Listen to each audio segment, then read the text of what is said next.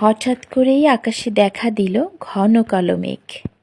বিকেলের কোলাহলপূর্ণ শহরটা যেন মুহূর্তেই বৃষ্টির ঝনঝন শব্দে নিজেকে সাজিয়ে নিল।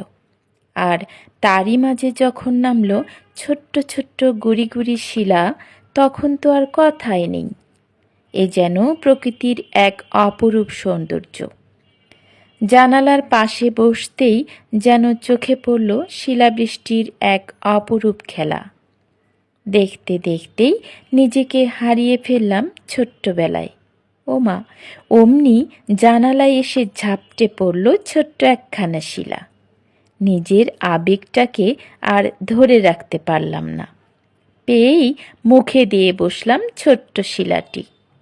ভুলেই গিয়েছিলাম যে আজ আমি সারাটা দিন রোজায় কাটালাম। আর বিকেলে এসেই এ কী কাণ্ড ঘটালাম বলো তো দেখি। কি আর করার, ওই যে মুহূর্তেই হারিয়ে গিয়েছিলাম ছোট্টবেলায়। ঠিক এমনি কতদিন শিলাবৃষ্টিতে ভিজেছি তার হিসেব নেই।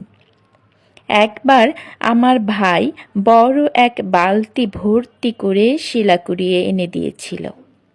বারান্দায় বসে সেগুলো নিয়ে দাদির সাথে খেলেছিলাম।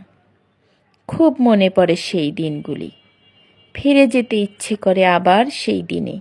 ইস, যদি পূর্ণ হতো মোর সেই ইচ্ছেখানি, কতই না ভালো হতো যদি পূর্ণ হতো মোর সেই ইচ্ছেখানি।